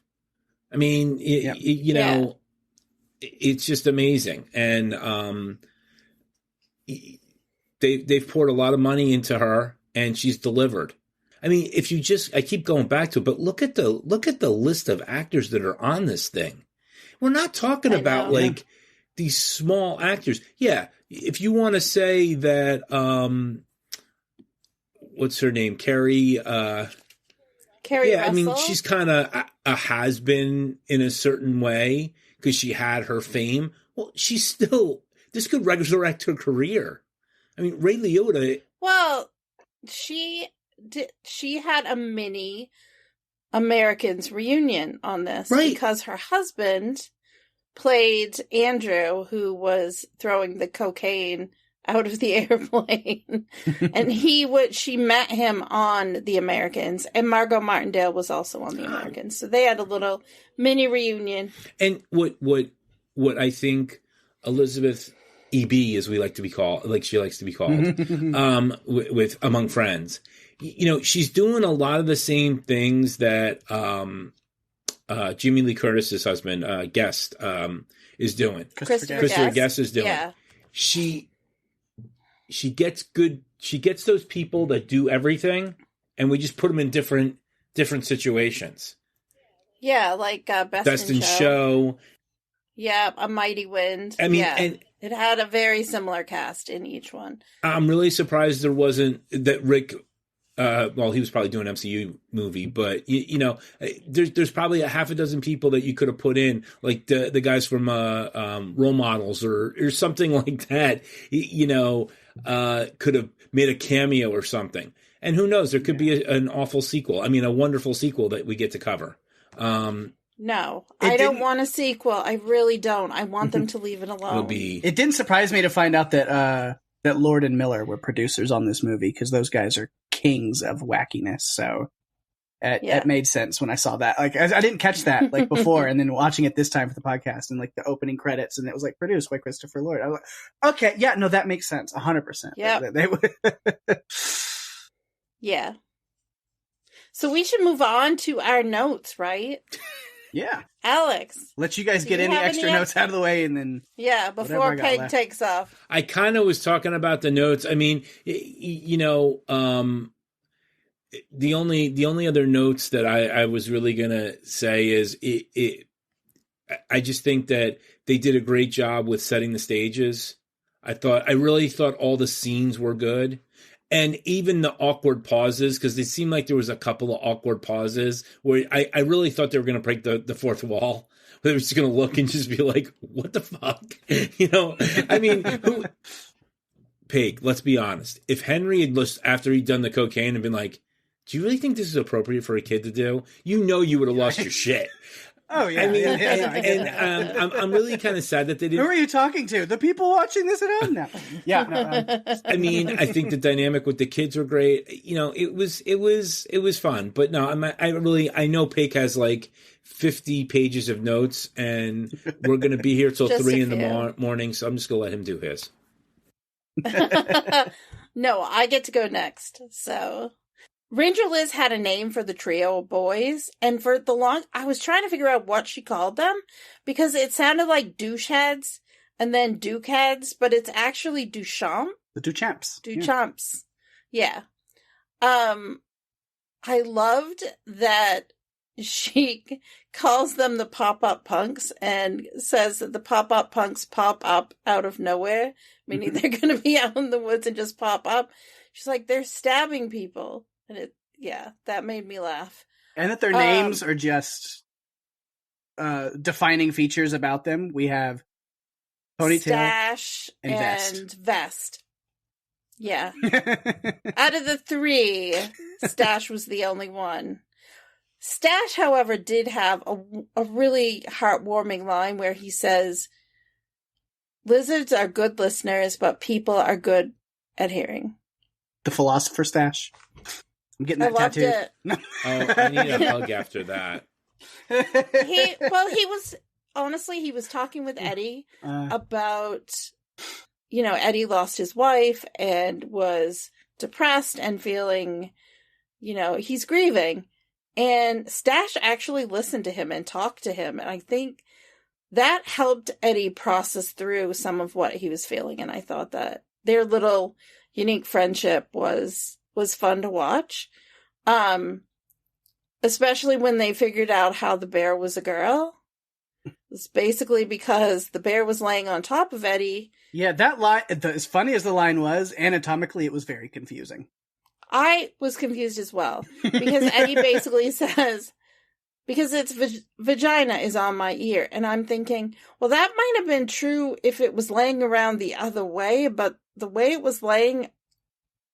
Yeah, no. Wait. First off, Daphne, you're trying to put like logic where there is none in this whole entire movie. I mean, I know that I will say. No, but I had the same thought. I was like, how? Exactly. Yeah, it didn't make sense. I loved that Sari said to Henry when they were talking about, because he didn't want them to, he didn't want her to know that they had done the cocaine. And so she, talks about it and realizes that they had done it. And he's just like, no, we didn't want you to find out. And she's like, oh, Henry, we always find out. And it's true. Mothers always know. Somehow they are like on some wavelength. You get the old handbook, able to know. You get the Spidey sense. Yeah. I loved when they were in that room within the lodge. This is no entry, and Tom opens the door. And the bear just kind of, you hear it first, and then it creeps out. I love the way that was shot. I thought it was great. Can we talk about, I thought at one time that this was like The Amazing Race, and who was going to get to the gazebo first? Because different people were, I'm like, oh my God, where's the yellow envelope so you can get to the next clue? As Stash was taking them there. I loved that David, he resolved himself to the fact that, quote, they weren't going to put them back on, meaning his 2 fingers. And then I just want to point out, okay, so the 80s, there were a lot of typical things from phones to clothes to hair and cars. It was 80s. The rainbow bags, I'm pretty sure I saw in the 80s. My last note is, I want to just say that Scott Cease is incredible. Him as Tom he was so much fun. You know, I saw him on, I think it was TikTok. Peg, Yep. you showed him to me. I We were did. first talking about covering this movie. Yeah. And he's hilarious as the angry retail guy. Yeah, Scott Cease. Yeah, he's truthfully one of the main reasons I wanted to see this movie so badly. He is hilarious. I remember when the trailers first came out, and I was like, "That's fucking Scott Cease as the paramedic." I was like, how did he? Because I've been following him on TikTok for quite a while. He's mostly famous for the angry retail worker videos. So he's super sarcastic and funny. And he has made a few really funny Cocaine Bear related videos on his TikTok He has. after the release of this movie. And he's also a stand-up comedian, so I'm just going to make a plug for him. So Scott Cease, because you're totally listening to this too, you're welcome. But yeah, he's a stand-up comedian, so if you happen to live in the state of Missouri, he's doing a whole group of dates all over the state next month in April. So go check him out. It's too bad, Peg, we couldn't get that road trip together. I know. Quick enough, because we could do that too. So those are all of my non-behind-the-scenes notes. I do have those. So, Peg, All right. should Alex and I get some popcorn? Or... Well, guys, thank you so much for letting me be on the podcast. I'll see you later. And we'll see. Yeah. You know, I'd like to try to get before tomorrow. Right. No, we've covered a lot of stuff just kind of talking Yeah. about your other All points right. and stuff, but I'll try to go through them quick. There we go. All right. Now I'll go fast. No, it's character actress Margot Martindale. So talented, has done so much work, even while being in prison and getting into a huge shootout with the SWAT team and having to go on the lam by sailing out to sea. If you know that reference, I love you. If you don't, too bad. All the sexual innuendos in that scene between her and Peter, hilarious. Childish, but hilarious. You know, Yes. You're right, it is big. And then he comes in and he goes, "You got a dusty beaver there, Ranger." "I know, I'm working on that." And then after Sorry shows up, I'm like, "Sorry, I know you want to get to your daughter, but can't you see that you are Peter blocking esteemed character actress Margot Martindale right now? Stop it." Wow. She's got great lines. "Park rangers are peace officers, which means we can shoot people." Well, she did. Yeah, because then that's my next. Yeah, my next note is everyone duck. Esteemed character actress Margot Martindale has a gun, and I keep referring to her that in full title again. Certain reference, BoJack Horseman. There's the reference. So you know. Yes. Love BoJack. My problem with her is after watching $1 Million Baby, I just Oh, that's a rough one. That is not a funny worst. story. She is the worst in that movie, and she might be a esteemed actress, but man, when she puts that pen in her mouth, I'm done. Okay, I digress. Yeah, you're good. So, and then last note about her. I like that whenever she comes back to the cabin and the Duchamps are there, the remaining ones that aren't off in the woods with others, they're talking about that fucking monster, and they're both talking about different things. The guys are talking about David, and she's talking about the bear, and they don't realize they're talking about two separate things. I just thought that was kind of funny dialogue. Let's see. Eddie, I loved just the character of Eddie. We didn't talk about too much. Alden Ehrenreich was just great at being wonderfully, hilariously pitiful. Because Eddie is in mourning of his wife, Joni. He's sad, eating plain penne at a dive bar, and has left his son Gabe in the care of his father, drug leader Sidney White, for weeks. And David has to pull him back into getting the cocaine back, the stuff that the bear hasn't already devoured.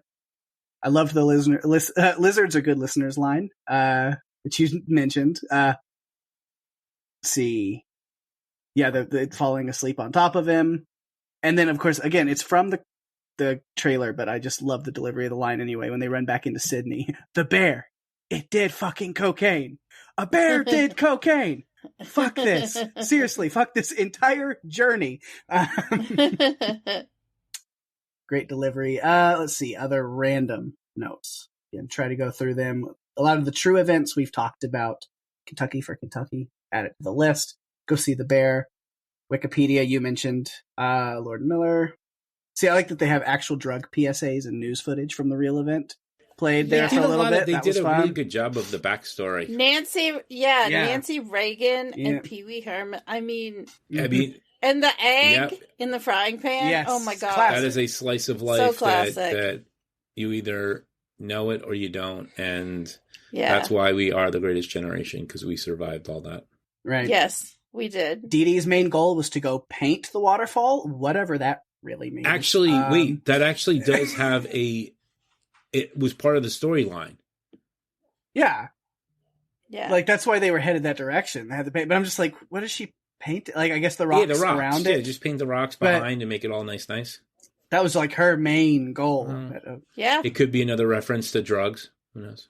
But wanted to rush her off to Nashville for the weekend to go hang out with her friend, in quotes, from work, the pediatrician.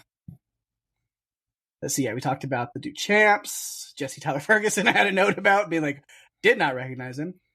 The original Glory Hole. Talked about that. The Duchamps attacking David. Because it comes after the line where Margot Martindale is talking about them. It's like, they cut people with knives and they pop up out of nowhere, and then immediately they pop up out of nowhere behind David. The poor jersey, and he can't keep the shoe from getting dirty and wet, and his jersey from getting stabbed and having to wrap up his bloody finger stumps. Poor awesome clothes. Then they had the cocaine on them, so then David gets stashed to take them to where they had left it. He was like, it was at a gazebo. He was like, a gazebo? He's a pavilion structure. I know what a gazebo is. And I was like, me too. From what I recall, they're bullshit. I knew you were going to say that. Yeah. David is really bad at 20 questions. I know, that was pretty funny. I forgot about that. Yeah. What was the question? Bigger than a bread box. What was the question? Well, yeah, because Eddie is telling Stash about how bad he is. It's like all of his guesses are like, he's like, you got to start broad and narrow it down. But it's just guesses. So he'll be like, is it a spider? Yeah. Is it an arrow? Oh, yeah. Yeah. And is it Abraham Lincoln? So Stash tells him, say, is it bigger than a bread box? He goes, is it bigger than a bread box? Yes. Is it Abraham Lincoln? Oh my God. Yeah. Dee Dee was very smart, leaving a paint trail for anyone looking for her. Yeah. Kids usually the smart ones in movies. Right. They are, and people don't listen to them. Talked about the paramedics, Beth and Tom. Scotzies. The fingers. So yeah, we've talked about a lot of stuff. Let's see. In the cave, the bear was bringing cocaine back for its little ones. It's a family affair. They all get together there at the waterfall, and then when the ordeal is over, so then kind of just like the end of the movie to cover that. The Sorry and the kids can go back home. Just don't look at all the wreckage around the ambulance. Rosette the dog is let go by Reba. Eddie needs someone to keep him company, so that works out.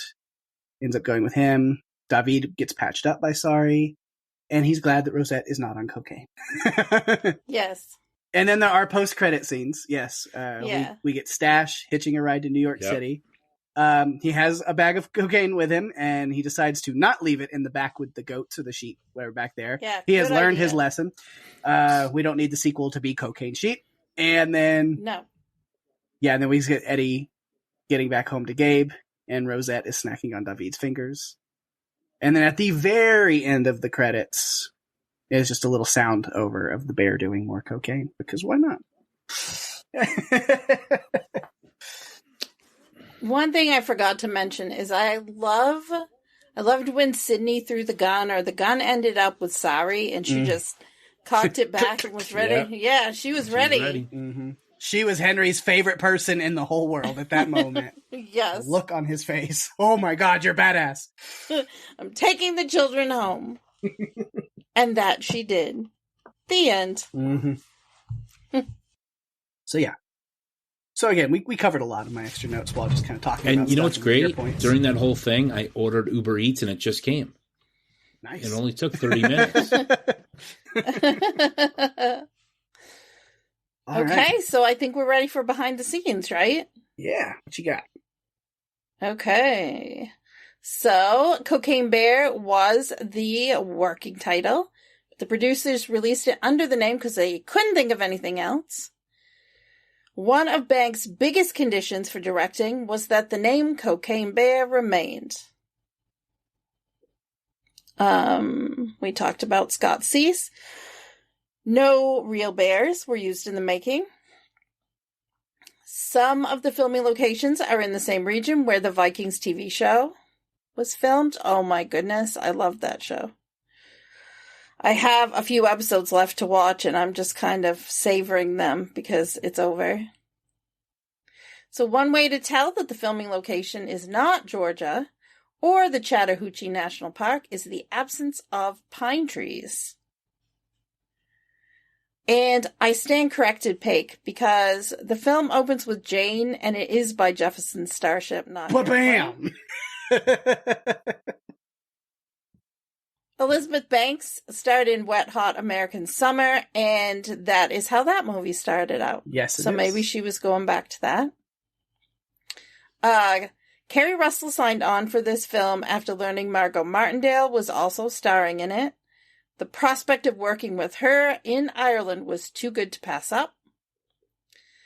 As expected, there are similar films popping up everywhere. Asylum is releasing a mockbuster inspired by Cocaine Bear called Attack of the Meth Gator. Man.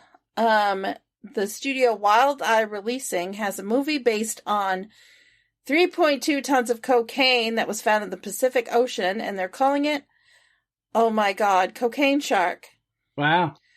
That is two movies I'm not going to watch. So. No, they're going to be bad. Real bad. I mean, The Asylum, I'm not, yeah, you already know it's going to be awful.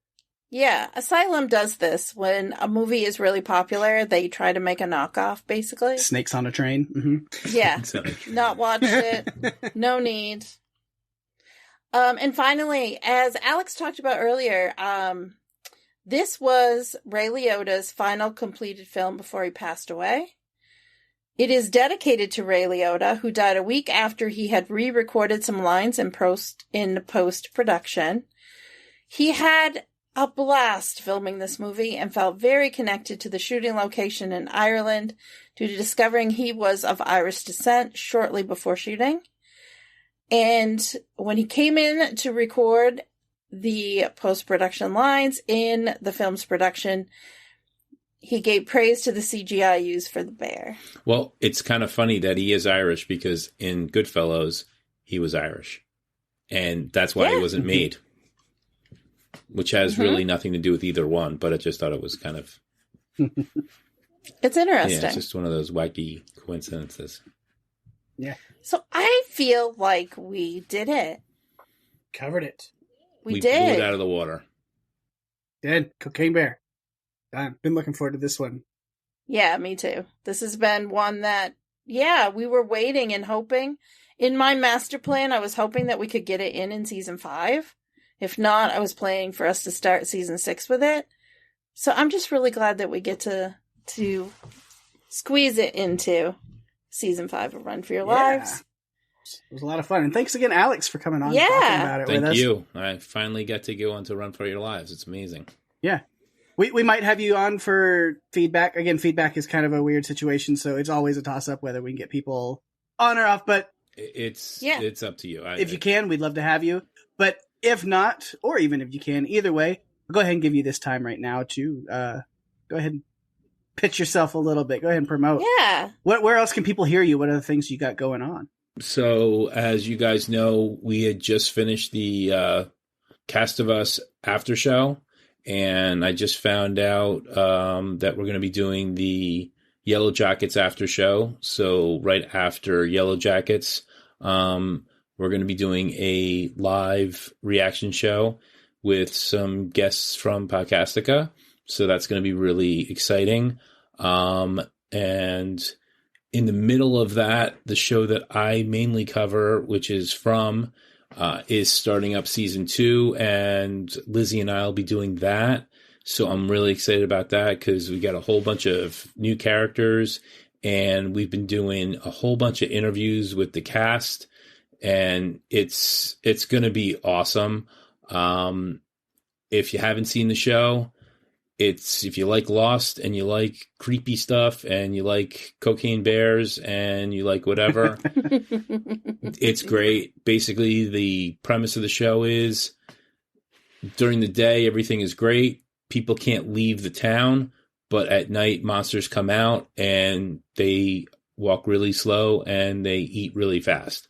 So, if you're into that kind of spooky, scary type of stuff, it's the podcast for you or the show for you. Yeah.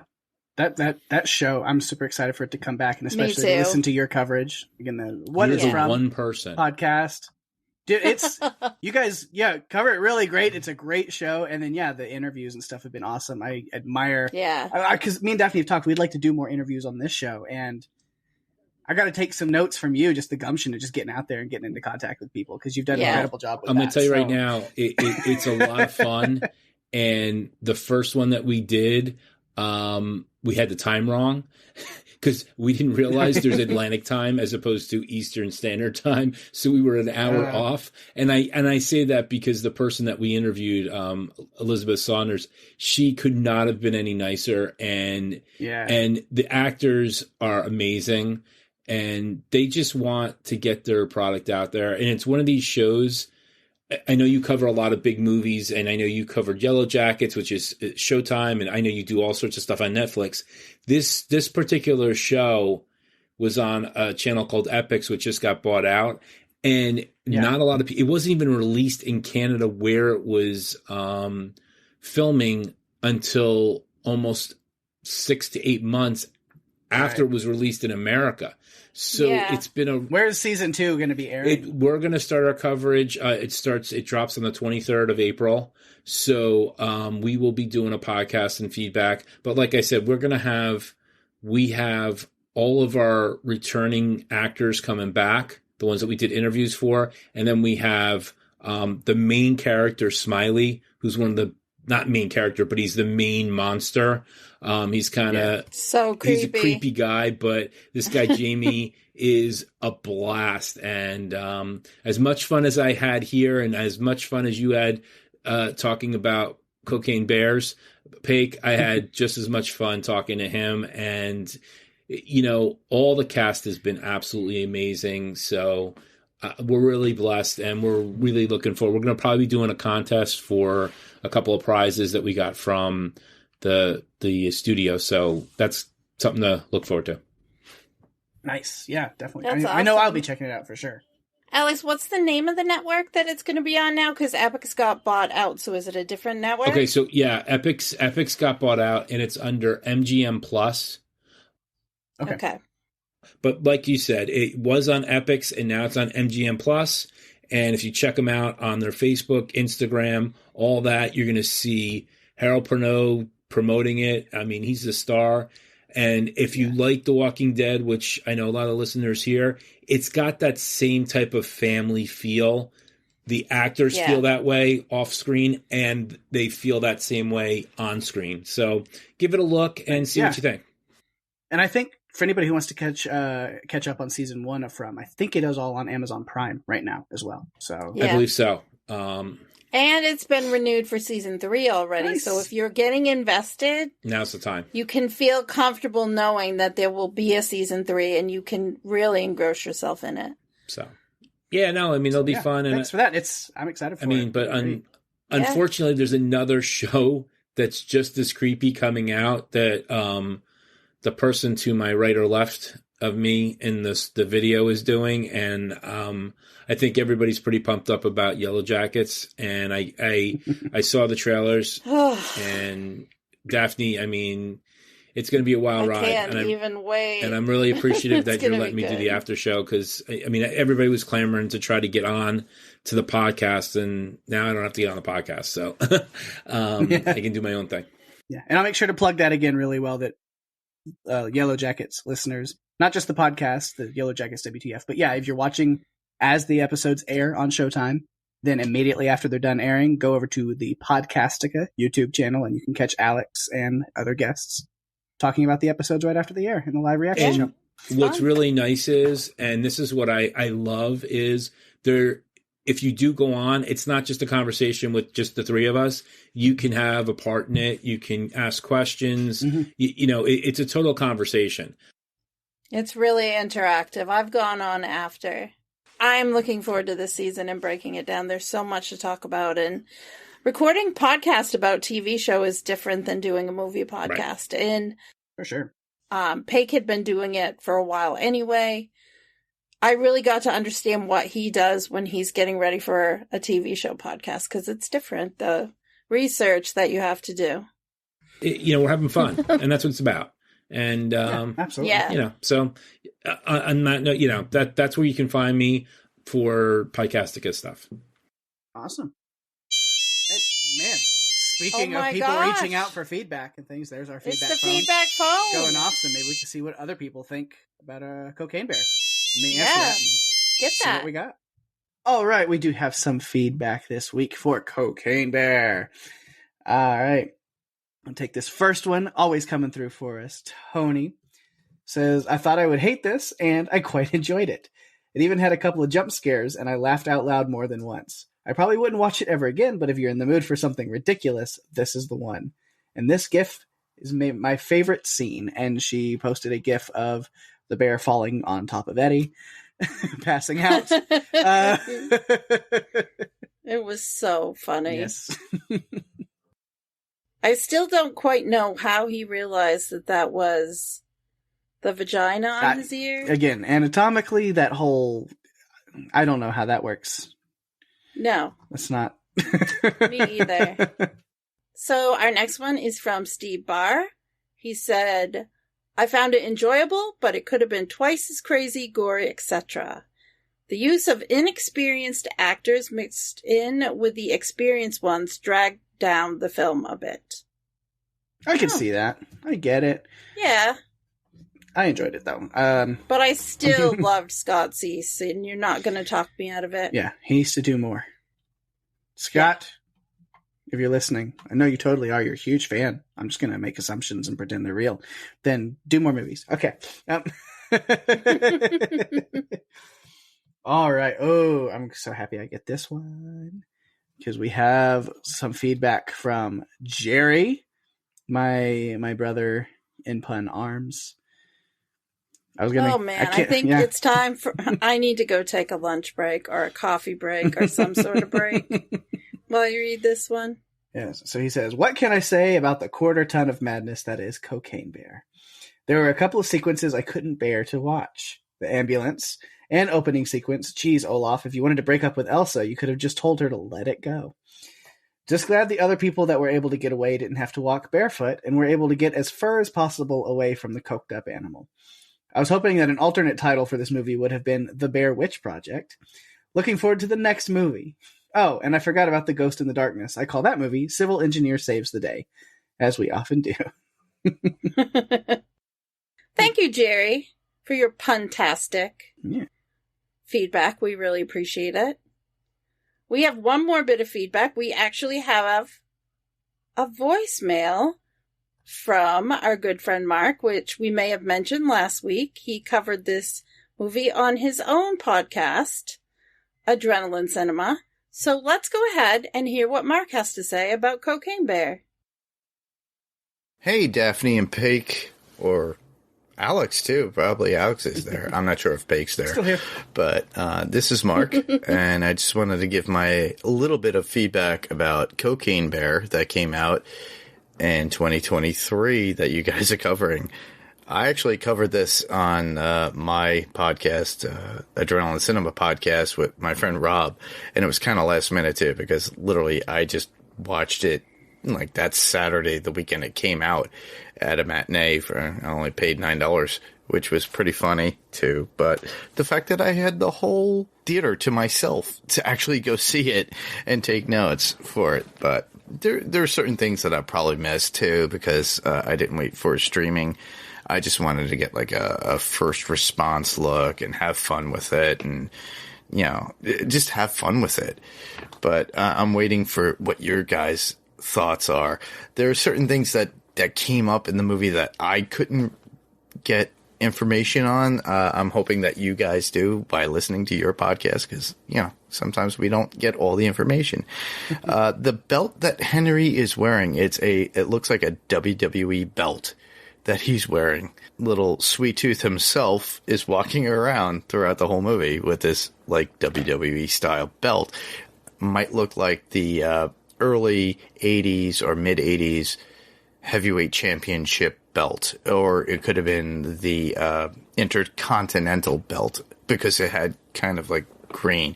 So I'm going to rely on Pake if he's there about this. So I don't know Pake, what please belt it was. come through. Let me know. On top of that, loved a lot of the stuff that was in it. Obviously, this is like very much like a dark comedy, and it had a lot that we covered on our podcast, but I had fun watching it again and having fun with it on streaming. The one thing that always gets me, and it was in the trailer, is the bear chasing after the ambulance with the park ranger, the female park ranger, being hauled away by the paramedic in the ambulance. And it's like the Bear and the Furious. So to me, I just love that. The fact that he was so high Fast on and coke, the he was just like Furriest. eager to get out there, and then she gets skid marked her face. Ugh. But regardless, great for comedic and tragic moments in the film, and I just really enjoyed it. Also, on top of that, I just love the whole narrative about the parenting, but what Rob brought up, and you guys probably will have discussed it, a lot of the movie was about neglect, especially with Sid and his son Ed. And on top of that, Ed's son, who he left with Sid, who was also neglected. And then you got David, who's trying to parent everybody, including Ed and Sid. And the fact that we get Ice Cube's son in the movie as David is amazing.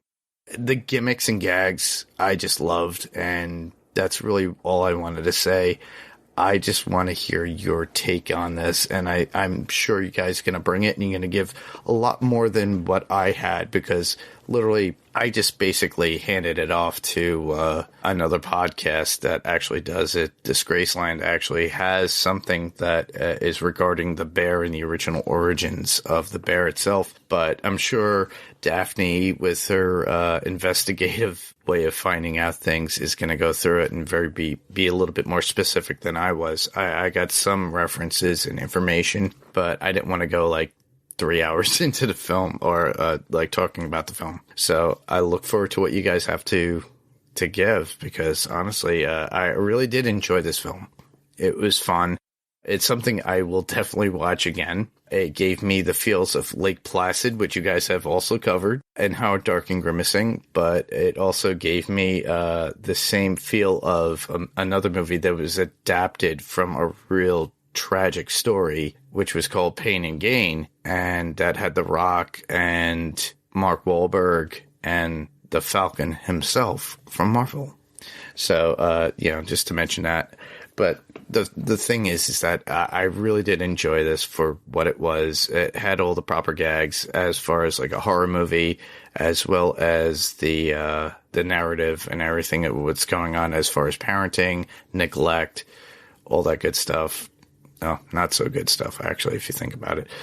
But the fact that, Sari and the way she just comments back to Henry, to me, honestly, that just made me laugh, saying it's like a parent always knows, Henry. So I'll leave it with that. I look forward to your thoughts. I just can't wait to hear what you guys have to say about this. I'm wondering what puns that Alex could bring out. All right, I'll talk to you guys later. Bye. All right. Thanks, Mark. Yes, I'm still here, hanging on. And you're, Fast and the Furriest was the pun you were looking for there. And then, I'm glad that you even picked up on the themes of kind of parental trauma or neglect, or kind of just not being there. Because again, if you listen to the episode, I was really kind of pointing out that, like, I feel like there was more of Henry's story that had to do with that ended up not making the final cut. So I hope I'm there's a curious about director's that. cut. Yeah, I hope that they release that, because I wanted to see it. Mm-hmm.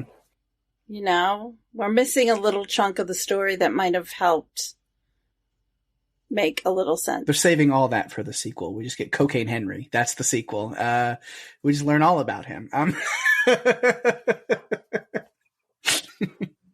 Look, I'm down if they want to do a Dee Dee and Henry adventure movie, because they were a lot of fun together. Yes. All right.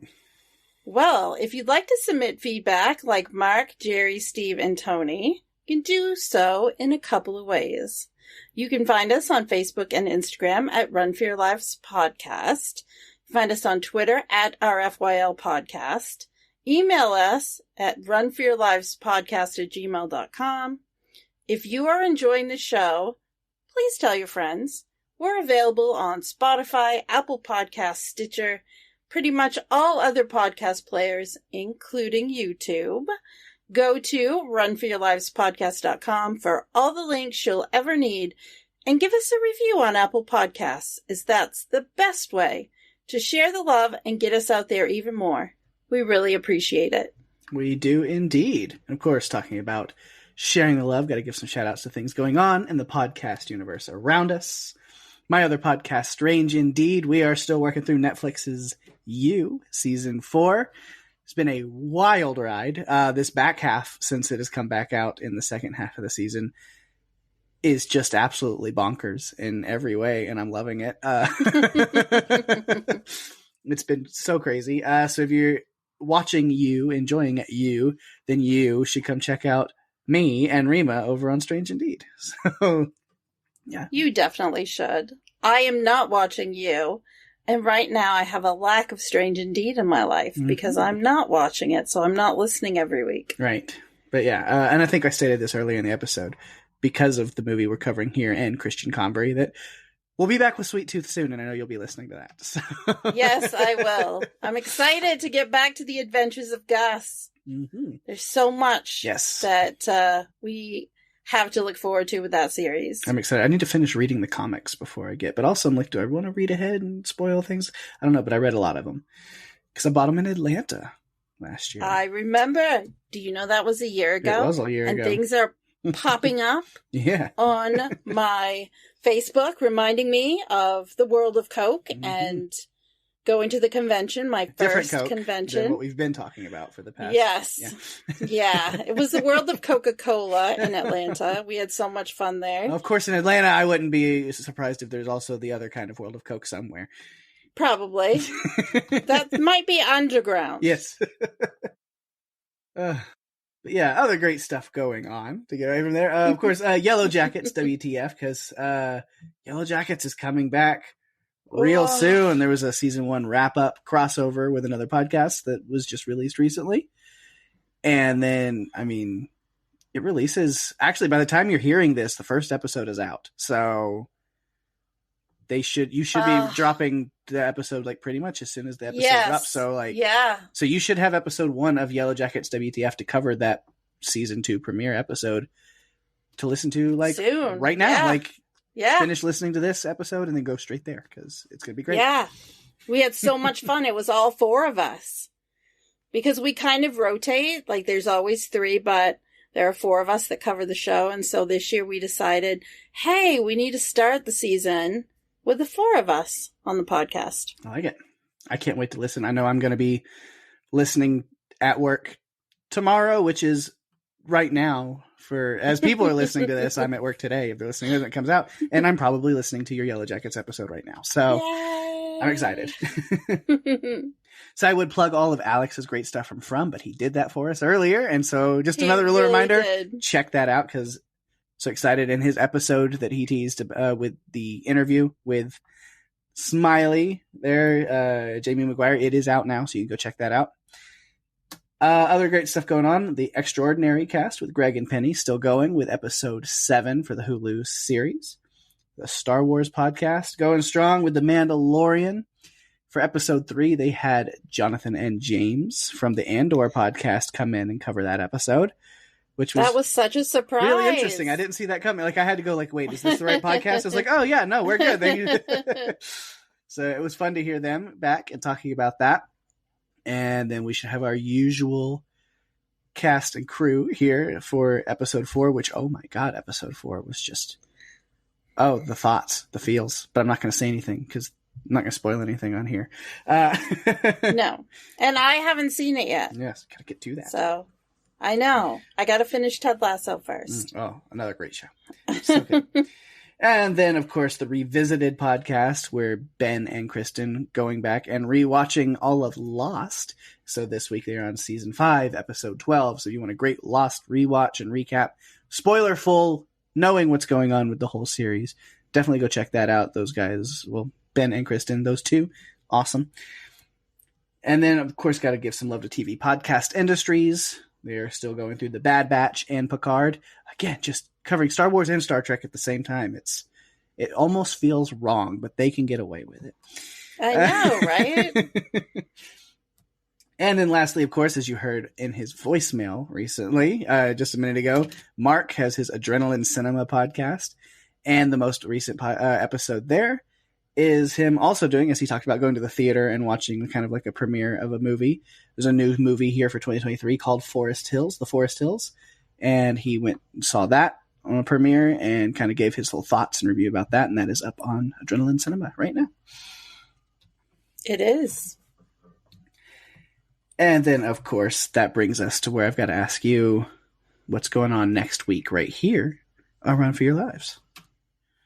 Well, Pake, you know that this is going to be our final non-Tremors film of the season because we like to close out our season with a Tremors movie and then our look back special. Yeah.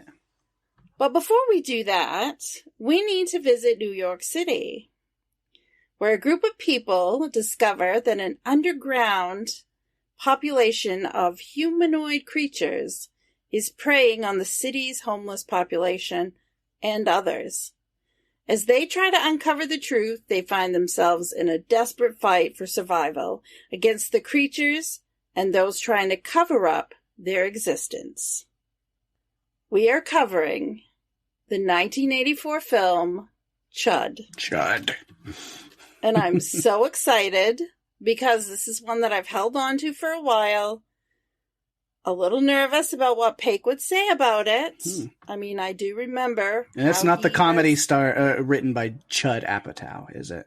No. No, and it's not starring Chud Hirsch. No. Okay. Sure. No. A very young John Hurd and Daniel Stern. Mm-hmm. So. Looking forward to it. That'll be a fun one for next week, for sure. I think it will. Yeah. You know, they're hungry, they're angry, they're not human. Beware the Chud.